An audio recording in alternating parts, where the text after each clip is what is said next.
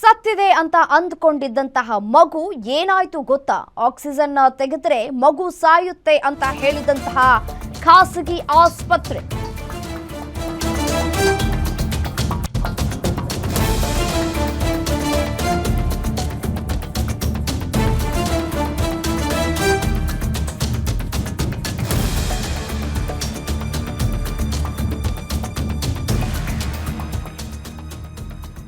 Oxygen ತೆಗೆದ್ರೆ ಮಗು ಸತ್ತೋಗ್ಬಿಡುತ್ತೆ ಅಂತ ಹೇಳಿ ಖಾಸಗಿ ಆಸ್ಪತ್ರೆಯವರು ಹೇಳಿದ್ದಾರೆ. ಮಗು ಬದುಕೋದಿಲ್ಲ ಅಂತ ಕಳಿಸಿದ ಮೇಲೆ ಅಸಲಿಗೆ ಏನಾಯ್ತು? ಮಗು ಸತ್ತೋಯ್ತು ಅಂತ ಅಂದ್ಕೊಂಡಿದ್ದಂತಹ ಅಪ್ಪ ಅಮ್ಮ 3 ದಿನ ಚಿಕಿತ್ಸೆಯನ್ನ ನೀಡಿ ಬಳಿಕ ಕಳಿಸ್ಕೊಟ್ರು.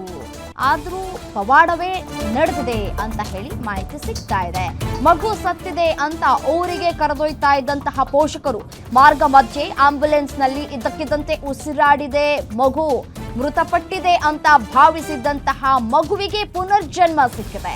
ಸ್ಮಶಾನಕ್ಕೆ ಹೋಗ್ತಾ ಇದ್ದಂತಹ ಮಗುನ ಮತ್ತೆ ಆಸ್ಪತ್ರೆಗೆ ಪೋಷಕರು ಕರೆದೊಯ್ದಿದ್ದಾರೆ.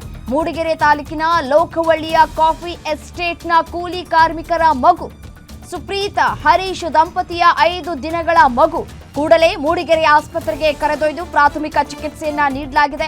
ಮೂಡಿಗೆರೆಯಿಂದ ಹಾಸನದ ಹಿಮ್ಸ್ ಆಸ್ಪತ್ರೆಗೆ ವೈದ್ಯರು ಕಳುಹಿಸಿಕೊಟ್ಟಿದ್ದಾರೆ. 4 ಆಂಬ್ಯುಲೆನ್ಸ್ಗಳಲ್ಲಿ ಎಸ್ಕಾರ್ಟ್ ಜೊತೆ ಮಗುವನ್ನ ರವಾನೆ ಮಾಡಲಾಗಿದೆ. ಸದ್ಯ ಹಾಸನದ ಹಿಮ್ಸ್ ಆಸ್ಪತ್ರೆಯಲ್ಲಿ ಐಸಿಯುನಲ್ಲಿ ಮಗುವಿಗೆ ಚಿಕಿತ್ಸೆಯನ್ನ ನೀಡಲಾಗ್ತಾ ಇದೆ.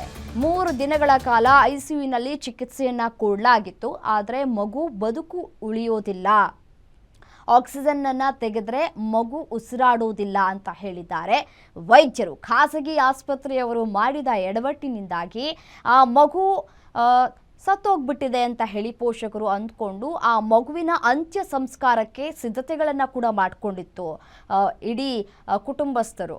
ಬಟ್ ಆದರೆ ಆ ಮಗು ಬದುಕಿ ಉಳಿದಿದೆ. ಮತ್ತಷ್ಟು ಡೀಟೇಲ್ಸ್ ಕೊಡ್ತಾ ಹೋಗ್ತಾರೆ ನಮ್ಮ ಪ್ರತಿನಿಧಿ ಭರತ್ ದೂರವಾಣಿ ಸಂಪರ್ಕದಲ್ಲಿದ್ದಾರೆ. ಭರತ್, ಈ ಖಾಸಗಿ ಆಸ್ಪತ್ರೆಯವರ ಎಡವಟ್ಟು ನೋಡಿ, ಮಗು ಸತ್ತೋಗ್ಬಿಟ್ಟಿದೆ ಅಂತ ಹೇಳಿದ್ದಾರೆ. ಈಗ ಮಗು ಬದುಕುಳಿದಿದೆ.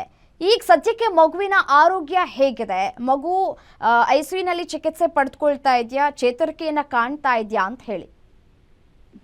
ರಮ್ಯಾ, ನಿನ್ನೆ ದಿನ ಒಂದು ಕಾಫಿ ನಾಡಿನಲ್ಲಿ ಒಂದು ಅಚ್ಚರಿಯ ಘಟನೆ ನಡೆದಿದೆ ಅಂತಾನೆ ಹೇಳ್ಬೋದು. ಕಾರಣ ಏನು ಅಂದ್ರೆ ಆ ಒಂದು ಮಗು ಹುಟ್ಟಿದ 4 ದಿನಕ್ಕೆ ಉಸಿರಾಟದ ತೊಂದರೆಯಿಂದ ಬಳಲುತ್ತಿತ್ತು. ಸೊ ಈ ಸಂದರ್ಭದಲ್ಲಿ ಆ ಮಗುವನ್ನ ಖಾಸಗಿ ಆಸ್ಪತ್ರೆಗೆ ಆ ಮಗುವಿನ ಪೋಷಕರು ದಾಖಲು ಮಾಡುವಂತ ಒಂದು ಕೆಲಸವನ್ನ ಮಾಡಿದ್ರು. ಅಲ್ಲಿನ ವೈದ್ಯರು ಕೂಡ ಸಾಕಷ್ಟು ಚಿಕಿತ್ಸೆಯನ್ನು ನೀಡಿದ್ರು. ಜೊತೆಗೆ ವೆಂಟಿಲೇಟರ್ ನಲ್ಲಿ ಆ ಮಗುವನ್ನ ಇರಿಸಿದ್ರು.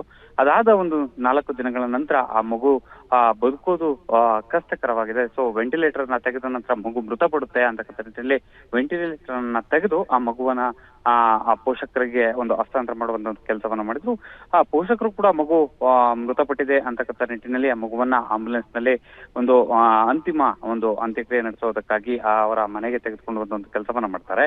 ಇದೇ ಸಂದರ್ಭದಲ್ಲಿ ಇನ್ನೇನು ಮನೆ ತಲುಪಬೇಕು ಅಂತಕ್ಕಂಥ ಒಂದು ಮಧ್ಯದಾರಿಯಲ್ಲಿ ಆ ಮಗು ಇದ್ದಕ್ಕಿದ್ದಾಗೆ ತಕ್ಷಣವೇ ಒಂದು ಕಿರುಚಿಕೊಳ್ಳುತ್ತೆ. ಜೊತೆಗೆ ಅಳುವನ್ನ ಹೆಚ್ಚು ಮಾಡುತ್ತೆ. ಆ ಸಂದರ್ಭದಲ್ಲಿ ಪೋಷಕರು ಕೂಡ ಅಲರ್ಟ್ ಆಗ್ತಾರೆ. ಅದಾದ ನಂತರ ಮಗುವನ್ನ ನೇರವಾಗಿ ಮೂಡಿಗೆರೆ ಆಸ್ಪತ್ರೆಗೆ ಕರೆತಂದು ಒಂದು ಪ್ರಾಥಮಿಕ ಚಿಕಿತ್ಸೆಯನ್ನು ಕೊಡುತ್ತಾರೆ. ಅದಾದ ನಂತರದಲ್ಲಿ ಹಾಸನದ ಒಂದು ಇಮ್ಸ್ ಆಸ್ಪತ್ರೆಗೆ ಒಂದು ದಾಖಲು ಮಾಡಿದ್ದಾರೆ. ಇದೀಗ ಮಗು ನಿಧಾನವಾಗಿ ಚೇತರಿಸಿಕೊಳ್ತೈತೆ. ಜೊತೆಗೆ ಮತ್ತೊಂದು ಕಡೆಯಲ್ಲಿ ಮಗುವಿಗೆ ಹೆಚ್ಚಿನ ಒಂದು ಚಿಕಿತ್ಸೆಯನ್ನು ನೀಡುವಲ್ಲಿ ವೈದ್ಯರ ತಂಡ ಕೂಡ ಮುಂದಾಗಿರುವಂತದ್ದು. ಓಕೆ, ಥ್ಯಾಂಕ್ ಯು ಭರತ್ ತಮ್ಮೆಲ್ಲ ಮಾಹಿತಿಗೆ.